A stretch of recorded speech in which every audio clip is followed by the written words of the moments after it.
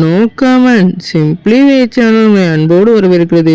இந்த வீடியோ நம்ம டிஸ்கஸ் பண்ண போகிறோம்னு பார்த்தீங்கன்னா 2026 வந்து இப்போ வந்து ஹைப்பான மூவிஸை பற்றி இந்த வீடியோ நம்ம டீட்டெயிலாக டிஸ்கஸ் பண்ணுவோம். அதுக்கு முன்னாடி நீங்கள் இந்த சேனல் புதுசாக இருந்தால் இந்த சேனல் சப்ஸ்கிரைப் பண்ணி பெல் ஐக்கனோட கிளிக் பண்ணி வச்சுக்கோங்க. வாங்க நம்ம வீடியோக்குள்ளே போகலாம்.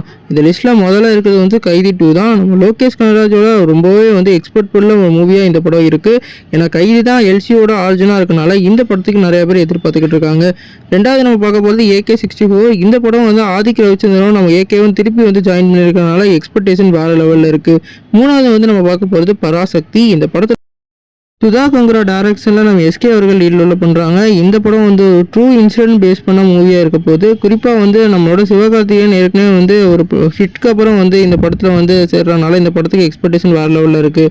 நம்ம நாலாவது பார்க்க போகிறது வந்து ஜெயிலர் 2. ஜெயிலர் 1 மகா பிளாக் பஸ்டருக்கு அப்புறம் இந்த படத்தை ரெண்டு பேரும் சேர்ந்துருக்காங்க. நம்ம நெல்சனும் நம்மளோட ரஜினிகாந்த் சாரும். அதனால் இந்த படமும் ரொம்பவே எக்ஸ்பெக்ட் உள்ள மூவியாக இருக்குது.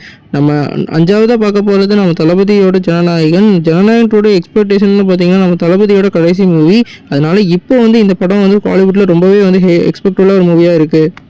ஆறாவதாக பார்க்க போது நம்ம எஸ்டிஆரும் நம்மளோட வெற்றிமாறனும் இணைஞ்சிருக்க STR49. இந்த படம் வந்து வெற்றிமாறனோட சினிமாட்டிக் நியூஸ்குள்ளே வரப்போகுது, அதாவது வட சென்னை நியூஸ்குள்ளே வரப்போகுது. அதனாலே இப்போ வந்து இந்த படத்துக்கு எக்ஸ்பெக்டேஷன் வேறு லெவலில் இருக்குது.